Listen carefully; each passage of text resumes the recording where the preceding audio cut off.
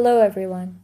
In 1666, Newton sent sunlight through a triangular prism, and so the light split up in all the colors of a rainbow. Usually, when sun shines after a rainfall, you see a rainbow. When sun sets, you see a red color, but the sky remains blue. A diamond sparkles more than glass of the same shape. All of these phenomena are due to the reflection and refraction of light. In this video, you will learn about the laws of reflection. You can see here a light beam reflecting from a mirror placed on a protractor scale. The small diagram on the left shows its 3D representation, and the big diagram shows the overhead view.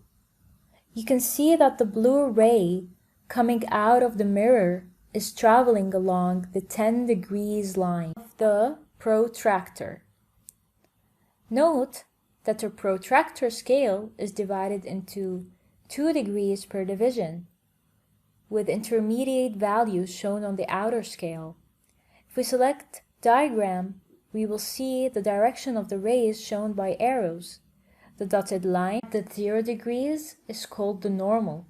It is perpendicular to the mirror at the point where the ray hits it. The ray going towards the mirror is called the incident ray, and the ray leaving the mirror is called the reflected ray.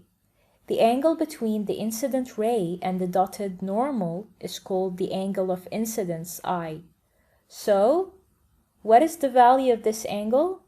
The answer is 10 degrees. The angle between the reflected ray and the normal is called the angle of reflection, R. What is the value of this angle? It is 10 degrees as well. Now, we will deselect diagram and select table. Here, we will tabulate our readings in the first column, and we will register the values of the angle of incidence I.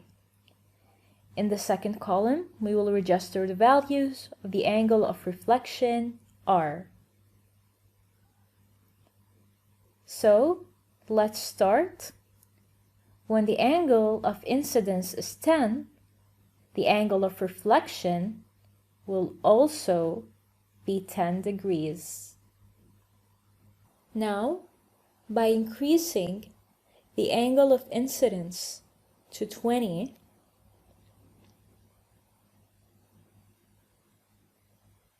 the value of the angle of reflection will be 20 degrees as well. And if we increase it by 10 degrees, the angle of incidence will be 30, and the angle of reflection will also be 30 degrees. Now, if we keep increasing the value of the angle of incidence to 40, the value of the angle of reflection will be 40 as well. By further increasing to reach 50 for the angle of incidence, what will be the value of the angle of reflection? It will be 50 as well. And by further increasing to reach 60 degrees for the angle of incidence, the angle of reflection will have the same value. Same goes for the 70 degrees. Both will have the same value. And same goes for the 80 degrees.